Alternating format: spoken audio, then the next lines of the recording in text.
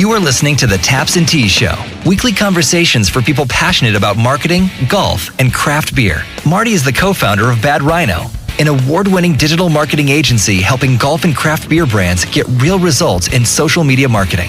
Here is your host, Marty McDonald. Hey everybody, welcome to another episode of Taps and Teas, and continue this little series here of talking to people in the marketing world, whether they're in craft beer or beverages, insurance, or anything that has to do with really good professionals. And that's really the main key, is you're going to hear me talk about a variety of things, and you have, as you've been listening to it, or this might be your first episode.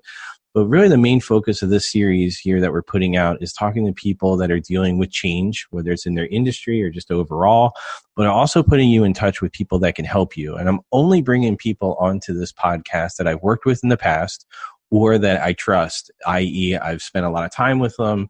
I know they do good work and they stand by their clients. And today, I'm really excited to have a couple of guys on here that I've gotten to know over the past few years, and they just do a lot of interesting work. They're the guys from Market the Brew, and they are definitely 100% a leading resource for marketing and promoting craft beer, independent craft breweries. And this is what I love about these guys. They know what they're talking about, right? We're only bringing those types of people on because they have, over 70 years of experience in a wide variety of promotions for major brands. We're not talking about small brands here. We're talking things about Harley Davidson, Miller Brewing Company, Jimmy Buffett's Margaritaville, and a ton of others. What they've really brought to the table with breweries is taking that experience and putting breweries ahead of the curve. And there's always a lot of things that are changing in craft brewing industry and the world. And it's important to stay on top of it. And these guys are a great resource. So without any more, I'll let them do a little bit of intro. Scott and Steve, are you there? We're here. All right. Well, one of you guys want to add on to anything that I said there? Yeah, I'll jump in. This is Scott. Steve and I are actually brothers. We were raised in a promotional product family. Our parents owned a promotional products company for over 40 years, and that's kind of how we got into the business. So we were kind of indoctrinated into the promotional products industry at an early age. And I always tell a story. I always remember growing up and going to school and always wanting to trade with the kid that had the brown paper bag for a book cover, because mine always said First National Bank and Trust or something along that line. And I wanted the anonymity that a non-promotional product gave me. All my pens had a promotion on them as well. So like I said, we've grown up in the industry. Being from Milwaukee, we're also big beer connoisseurs. Anything to add, Steve? Nope, that pretty much covers it. It was fun getting into this industry because, as Scott said, we were really into beer. And over the years, we've done, as you said in the intro, Marty, we've done work for Miller Coors and Miller Brewing Company. And for a while there, there wasn't much differentiation between Miller and Budweiser and the bigger beers. And so when craft brew started getting hot and really getting interested, Scott and I really dove into it. And it's so much fun to be able to try different beers. All these brewers are so creative with the way they riff on different styles. They've brought styles back that were difficult to find or that you really couldn't find unless you were traveling over to Europe or somewhere else. So it's been really a lot of fun to bring our marketing expertise to this really cool and artisan craft beer market. No, that's great. And I think, with that experience is really what, when we started talking the first couple of times, really attracted me just to, hey, these guys have a different background than what you see out there. And when you put that into place, like you said, there wasn't a lot of differentiation between Miller product, Budweiser product, and then all of a sudden they all started buying each other and merging and all sorts of craziness during this whole craft beer boom. And you're sitting there and you're trying to figure out, what to do. And that's where bringing these people on for these interviews, everybody, is you need to start to look at some of these things in your business. And it's not just promoting. It's like, where you want to go with your products? Where do you want to go with your locations? What do you want to do with your overall business? And having, Promote the Brew and guys like these, they can help start to create that path. So when you start to work with somebody, what do you focus in on, guys? Like, what do you want to get out of them so that you can help them out the best? Well, We have three areas that we focus on, and we call it the training, the plan, and the stuff. So we've developed a series of online training courses, and it's all designed to help the brewers do a better job at two main areas. They're branded merchandise programs and building traffic, or what we call butts and bar stools, getting people into their brewery. The second part, the plan, is, if the training, they're not able to get everything out of the training that they need, we're available to help them develop plans for both the branded merchandise and for their marketing and traffic building. And then the stuff is, we also provide the branded merchandise for their merchandise programs. The interesting thing is, Steve and I both worked with Harley Davidson. Steve way back in the early days, just after they had bought themselves out of AMF. And we see a lot of similarities between the brew industry and the growth path that Harley Davidson had taken.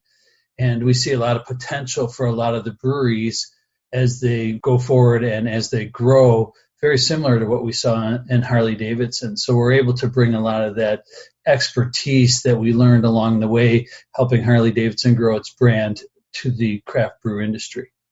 No, that's great. And there's always similarities that, certain companies can pull from, whether you're in the craft beer industry or not, that sometimes people feel like they're copying something. Do craft breweries, because I know they're very independent and they love their brands as they're developing them, do they feel like, we don't want to copy something that Harley Davidson has done or one of those other bigger brands that you've worked with? Do they push back?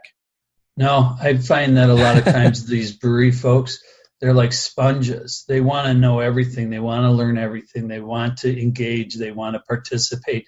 But on the other side of that coin, too, they want to be authentic. They want to be transparent. And so if they are going to copy or take something from somebody else, a lot of the times, maybe internally, they'll mention where the idea came from, or they will talk about the similarities, and they'll talk about why they used the idea. And, copying is the greatest form of flattery. So if it's not stealing ideas from Harley, it's stealing ideas from other breweries. And that's, one of the reasons Steve started the Market the Brew podcast, was to take some of these great marketing ideas and share them with people all over the country, so that a promotion that works really good in Portland, Oregon could also work at a brewery in Portland, Maine. Yeah, it's always interesting because I find the same thing is, they want to learn. How do you find with craft breweries when they're putting things in place? Are they running to that and putting things in place right away and executing on them, or does it take a lot of time? It depends on the brewery, depends on the size, the resources, the staffing, what their ultimate goal is. We find that there's a lot of enthusiasm all the way up until implementation, and then things kind of slow down. I think, they get really excited and they're very enthusiastic, and then just about the time they hit the edge of the cliff, somebody yells stop, and then they slow down and they think it through. And I think because of that, a lot of times what they're working on with us gets better at that point. No, that's a great point. It's like run up to that starting line, and then the work has to start, So what keeps you excited just working in the craft beverage industry? Besides the beer. Yeah, we'll get to the beer later on, but besides the beer. I think it's the constant challenge. These guys, they're under-resourced, and they're in a market where there are a lot of competition, not just from other breweries, but from other entertainment options. So it's always, how do we be inventive and creative in getting out into the marketplace and getting people into our tap room or into our brewery. So some of the stuff that they come up with is really inventive. It's really guerrilla, which I like. And so it's been fun for us because we really have to be creative with them to actually help them out. Did anyone in your craft beer industry experience specifically ever bring you like a horrible idea that you had to tell them to say, no, this is not going to work? Boy, it's a loaded question, I know. Yeah, that's what we want to talk about. No, you don't have to mention them by name, but just curious. Not like a Yeah, there have been some bad ideas. There's been some too that like you think about it, it's like, boy, how would you execute this? Right. Yeah. We've seen a lot of them posted on social media, thank God, that other people have convinced breweries to do, or brewery staff have decided to do on their own. And we often will use those as part of our education as to what not to do. Yeah. Yeah. Yeah. And I think that's a big part of it. And this is why, bringing you guys on, because there's a lot of people, and as we're, we'll get to it in a few minutes, but, as we're recording this, we're in May of 2020, early on, and in the middle of a lot of change and upheaval and a variety of different things. But, in talking about that is like having people like Scott and Steve to bounce ideas off of for your promotion. If nothing else, listen to their podcast and listen to the other information that they have, because it is huge. Because a lot of times as an agency, when Bad Rhino walks in and I'm standing there and we're talking about different things, it's just like, oh man. And it doesn't matter whether it's craft beer or other industry. It's like, ooh, we got to like adjust the expectations a little bit about what you want to do, because you don't want to end up as being one of those bad examples that's just floated around out there, because that spreads like wildfire. And you want to make sure that you have people that you can, rely on within your brewery, because as these guys just mentioned, you're understaffed, you're trying to do a lot of different things and wear multiple hats. And sometimes, those things just catch up with you. You get tired and you get a little lazy and you just throw something out there, and that can really hurt your brand. And I think that's important to just note, that you don't want to screw anything up and be one of those case studies. You just want to keep moving and have people in your corner that can help you at least make that decision. You don't have to have a full-blown agency out there. You just need to have people that are making, validating some of those things and maybe pointing out some things that you're not thinking about. So guys, like when you're out there and thinking about all this stuff, what keeps you just motivated to bring out new ideas? I know we just talked about a similar question, but those new concepts and those new ideas that you're seeing, how they relate now going through this whole little coronavirus thing, but also just before that, like what were you seeing in evolution, and how's this whole thing impacted your day-to-day jobs? Well, I think part of that goes back to what Steve and I have been working on for the last 5 weeks. We used to run these workshops in person through Zoom meeting. And we found that, there's a lot of people not working right now. And so how can we provide the same course without having them have to get into a Zoom meeting at a certain time, which was difficult when the breweries were opening. And so we've put it onto an online program now where they can study at their own pace. But the reason that we started the education program is, as we were working with these breweries for the last 4 or 5 years, we realized there was a different level of knowledge and experience with the people we were working with. And we tried to find a way that we could level the playing field with all the people that were out there buying apparel and merchandise, and try and get them all to the same level of knowledge and maybe not experience, but knowledge, so that they could become better buyers. And with that, double-edged sword is, the better knowledge they have, the easier it is for us to provide what they need, because they understand what they're doing. And so instead of teaching them how to run an effective retail program, now they have that understanding, that they're learning it as they're doing it, and they're becoming an easier customer to work with, because they understand all the different industry terms and processes. And like Steve said, it's the education, the planning, and then the final step is the stuff, and the stuff is really easy because we've been doing it for so long. Mm-hmm. What really jazzes us up is when we find something cool and new. 2 years ago, we were in a brewery, and one of our customers said, it'd be really cool is if you guys could develop this cover for a jockey box that stretches to fit over the top of it, but has holes for the handles on front and holes for the tubes on back. And so we went out and we created it, and we presented it to her, and she was so excited. She ended up buying a dozen of them. So, I think when you have a consumer that's knowledgeable in what they're doing, it makes it so much easier for us to work with them to not only find really cool products to help them promote their brand, but also to create products that aren't out in the marketplace to help them promote their brand. No, that's great. And I think that's a smart way to do it is you're getting people in the right mindset so that they then can execute on, the ideas that you're bringing to the table as well as their own ideas and make them work. Really good stuff. As far as the craft beverage industry, what's something that you'd like to see changed in it? I know we're talking about that question in a weird time and place in history, but what are some of the things that even without the coronavirus going on, what's something that you would change in that industry or you just don't like that you would like to see move forward? Well, for me, I'd like to see them focus more on marketing. They all have done, for the most part, really good branding work.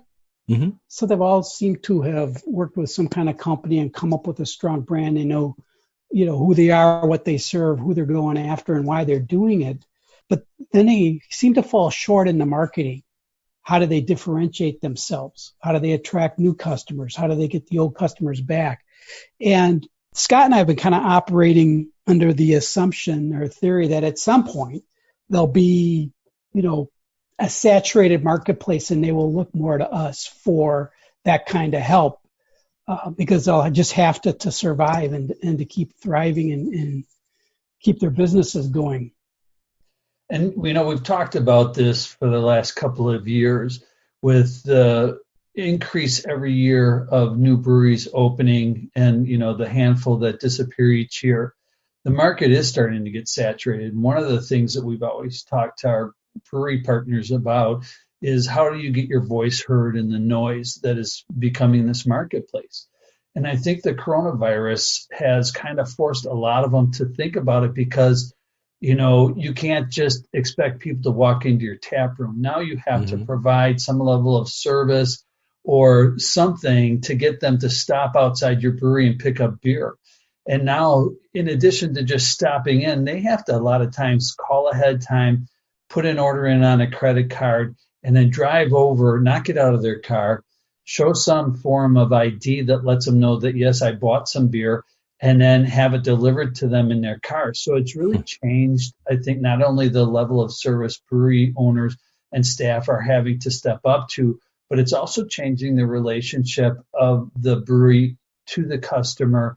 And I think that we're going to see some long-term changes in a lot of the things that brewery owners used to do and maybe take for granted that they're not going to take for granted going forward. And as you would ask the question, what would we like to see changed? I think this is really going to drive the question about three-tier distribution and whether or not breweries can start to ship beer similar to wine across the country as long as there's somebody 21 years of age or older that's signing for the product.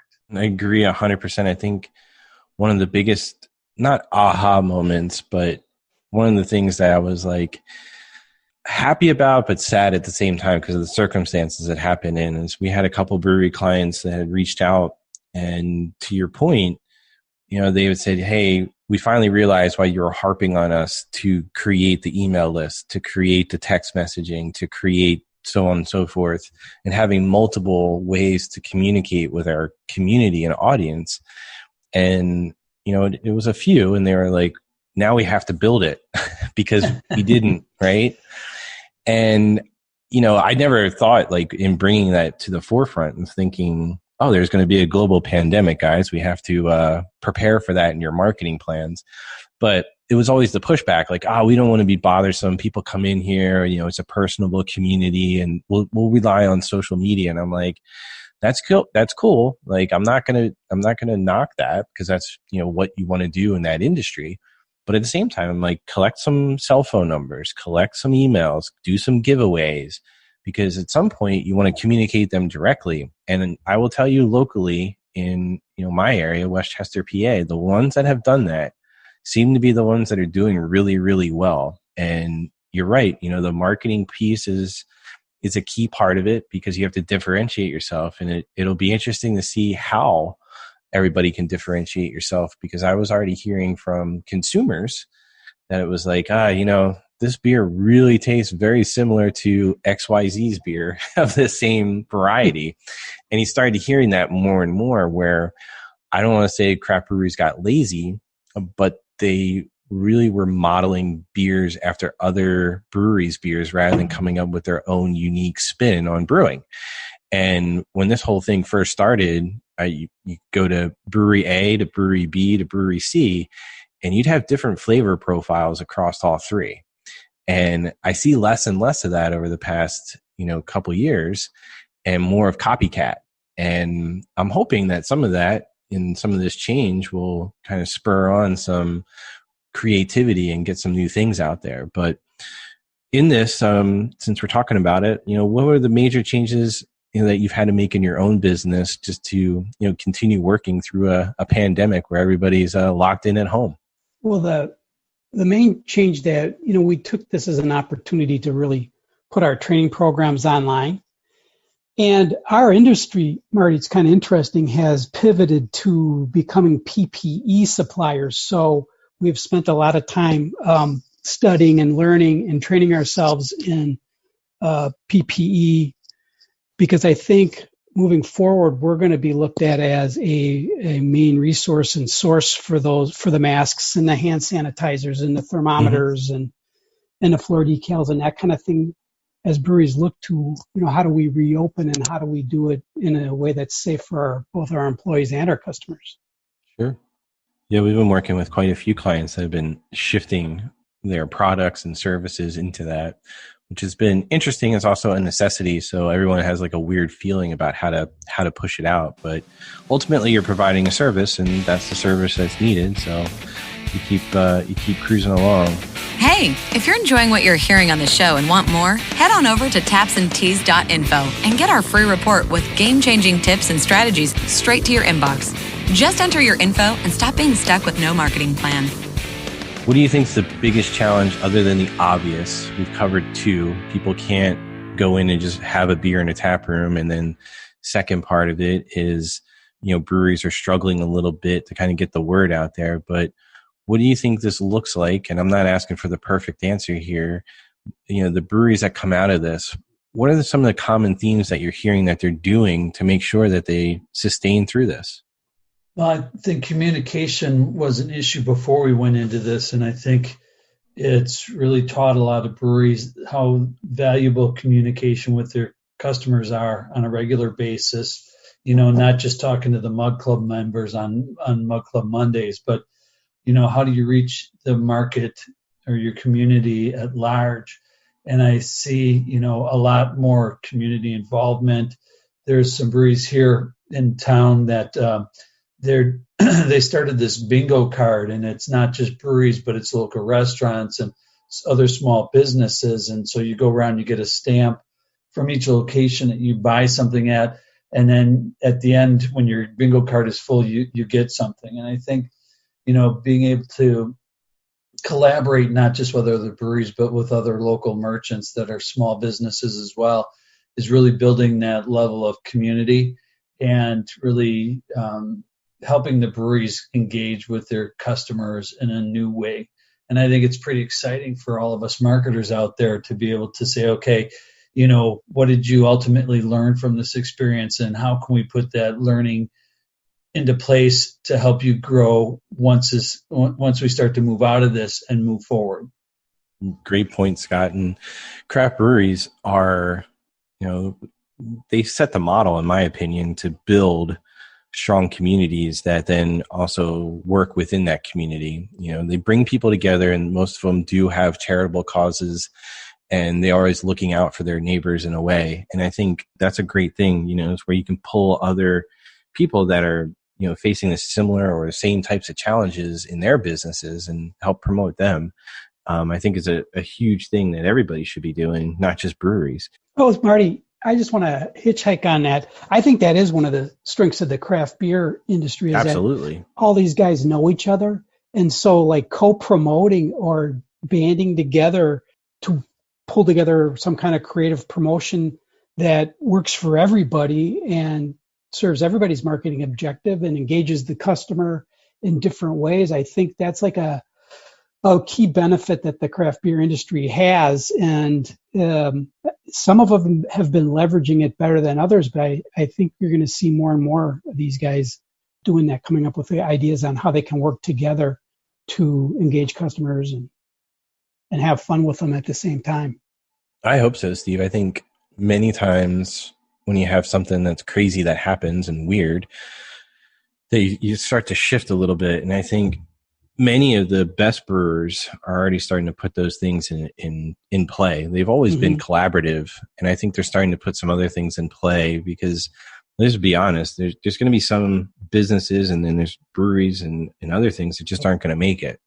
And that was true before this happened, but it's also more so true now because it shines a light on many of your deficiencies. And I think one of the best ways to actually, start to help fix those and hopefully, continue on is to work with others and ask others. This is the whole reason I've been bringing people like yourselves onto this podcast and getting them out there as fast as I can, because I think people just need to hear that. And that's like the big thing that I've been doing. I've been trying to participate in as many and then pulling other people in just to introduce them. They may not know you guys, and I think you're important to at least hear what you have to say because you've been in this industry for so long, but you also have great points in your, in acknowledging like the community aspect and the other things that have been going on and how it can impact your brand. And I think that's huge.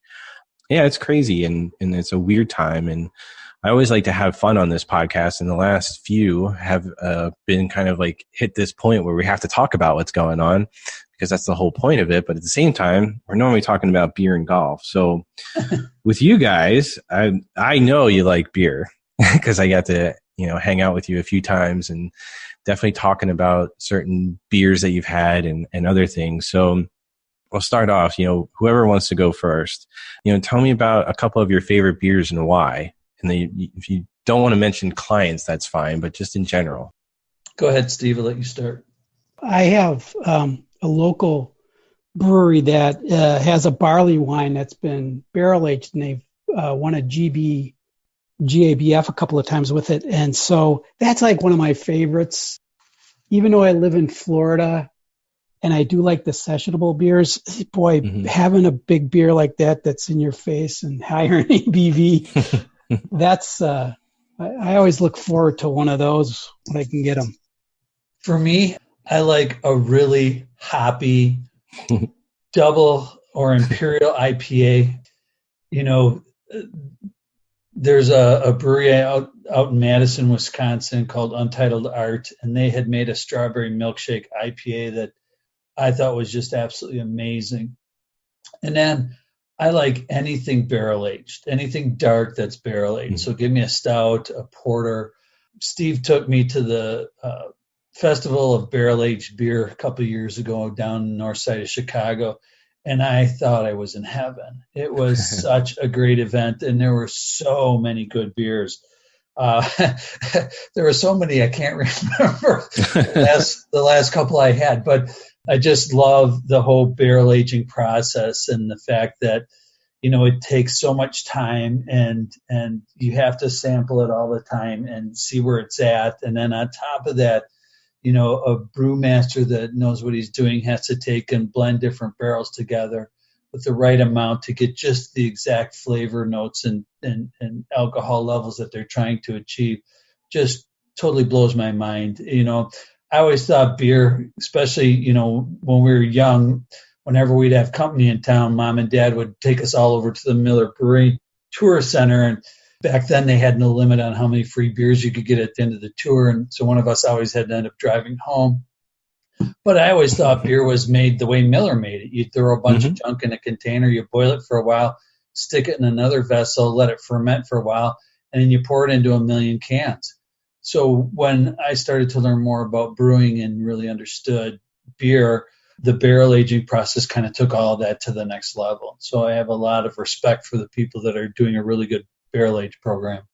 Yeah, I've really enjoyed barrel age. I mean, I'm pretty sure based on the last conversation I had with you, Scott, that I could have answered that question for you. Because mine is I'll try them. I'll try them all. Like the strawberry milkshake sounds interesting, but that's not something I want to drink. Right. That's something I'll try and be like, oh, that's interesting. But like the barrel age stuff too, I'm all in for. I mean, this past winter, it just seemed like stout after stout that was like just, they were heavy, and most of them were pretty high ABV, but they were just so good. And it was just like perfectly, put together. And it takes time to do that. And I think that's one of the things about craft beer that we all enjoy is, it takes time to actually put that all together and make it happen. And if not, I'm drinking sessions now. I'm like into, really good sessions. And that to me is what I'm hearing in the marketplace too. Is right before this broke, I was talking to a brewer in Arkansas, and I was getting ready to go out to San Diego, which I did right before this whole thing broke to speak. And the interesting part was he brought up, he's like, yeah, if you told me like 4 years ago, I'd have 4 sessions with 4 different hops in my tap room that I can't keep because people just keep buying and buying. He's like, I would have said you're crazy. He's like, but that's been, the way people have been going towards slightly lighter in ABV, but still has the taste that people really like in those IPAs. So it's really interesting. Can I throw one more out there? Absolutely. One of the hardest questions for any of us in the industry to answer is, what's your favorite beer? Yep. Because we taste so many beers from so many different breweries, it's so hard to say, which one. That's why I always go with a style. And one of the things that I've been telling people probably for the last year and a half is a Thanksgiving, and 2 years ago at Thanksgiving, Steve and I and a buddy of mine from Holland went on a Thanksgiving beer run, and we had, I think, 8 to 12 breweries in Wisconsin, and one of them was called the Funk Factory in Madison, Wisconsin, and all they do are sours. And so I ordered one of each of their 8 different sours in an 8-ounce glass. And at that point, I choked them all down. And from that day forward, I said, I don't like sours, but every brewery I go to, if they have a sour, I'm going to try one.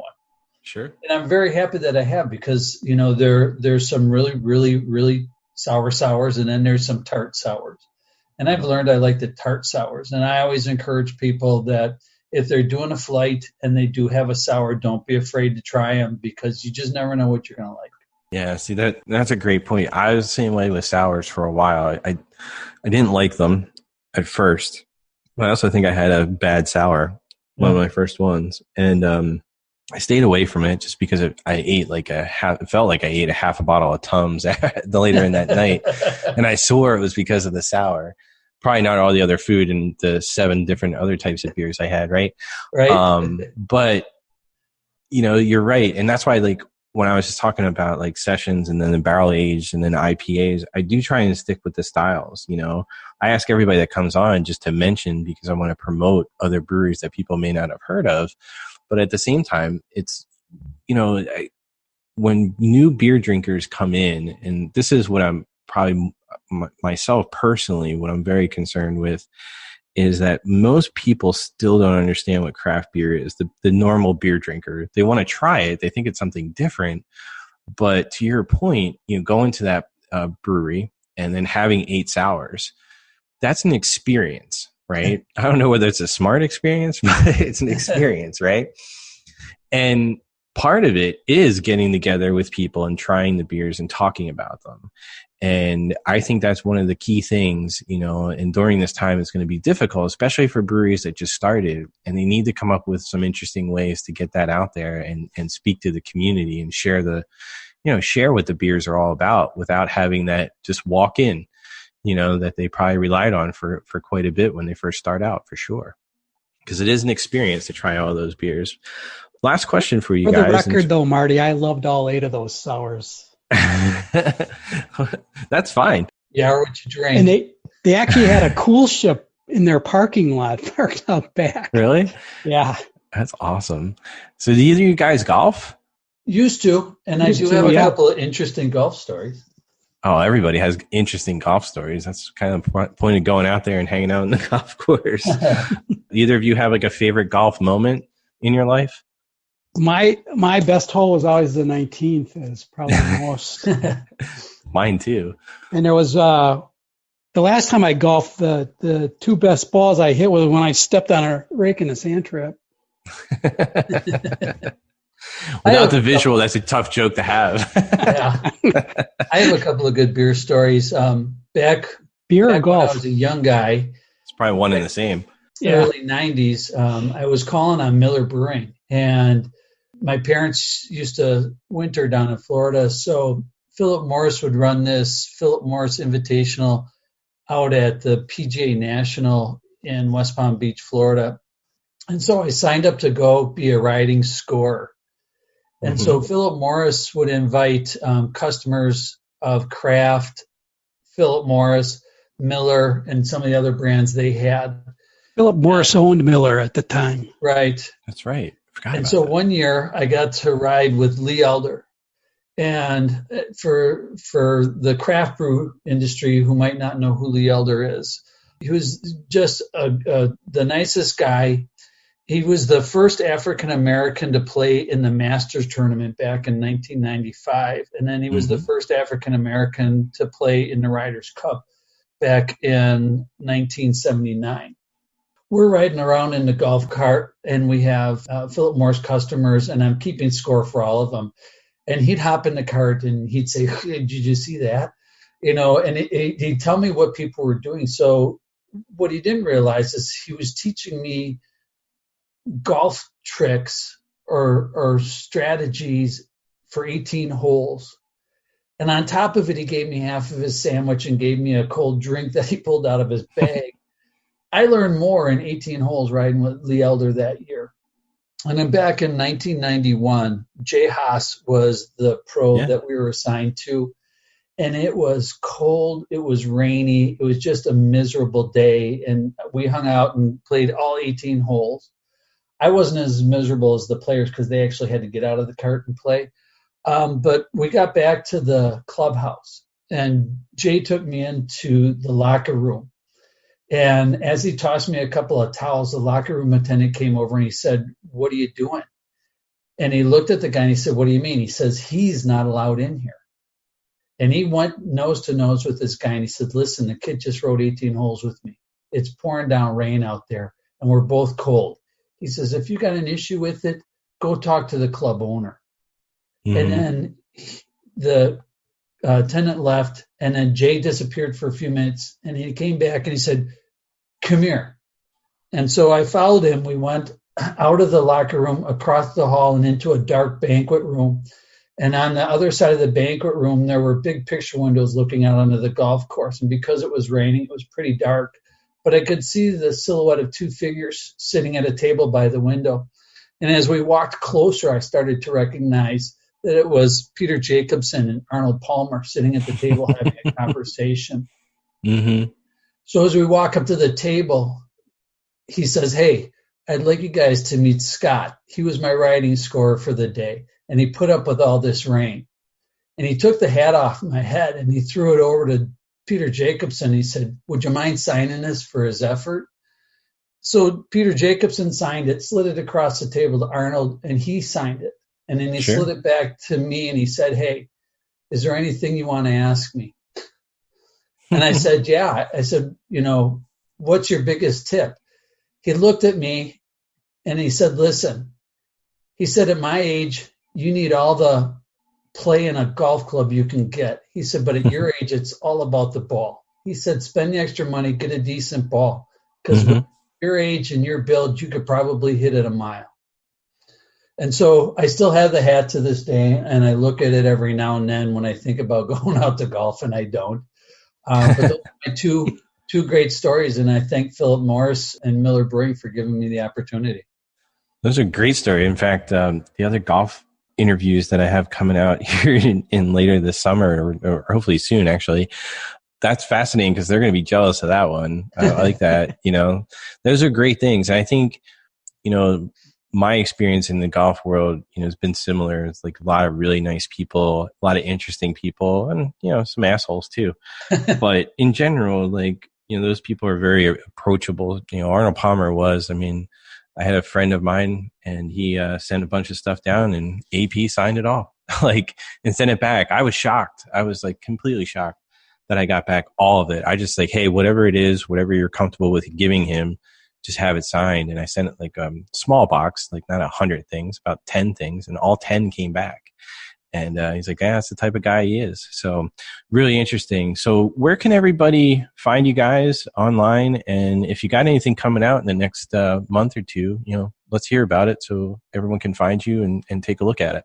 Well, we are at promotethebrew.com. And in our top navigation bar, there's a tab called Training Courses. And we have a new course coming out called the Apparel Buyer. And it's going to be a free course. And it's really an in-depth course on how to buy apparel. We find that in the breweries, most of the people don't have expertise or deep knowledge on this kind of thing. So we really are teaching them about the different kinds of apparel, the different styles, the different materials, how to design, how to decorate for their brewery merchandise tap room in a way that'll tell the story of their brand through apparel. We'll also have our other training courses up there, the merchandise workshop, the social media boot camp, and the brewery and planning program. The brewery and planning program is also another free program. And we'd really like it if you'd follow us at Promote the Brew on Instagram, Facebook, and Twitter. You guys have a podcast too, right? That is at marketthebrew.com, or you can go to promotethebrew.com and hit the podcast tab. And right now there are 40-some episodes up, and we've taken a little bit of a hiatus, but we're going to be kicking that off again pretty soon. Well, I think it's just always important when people can hear your voice and, listen to topics that you've talked about in the past. So, well, I appreciate it, guys. Always good to talk to you. Unfortunately, you're just talking around a weird time in life and in the world, but I appreciate it. And everybody else, take a look at all their stuff. There'll be links and everything below. If not, you just go to tapsandteas.net and you can find all the information on these guys. And I highly recommend them. They have a lot of good knowledge and they have a lot of good experience that you can pull on no matter what business you're in, but especially if you're in the craft brewing industry. So see you on the next episode of Taps and Teas. This is thepodcastfactory.com.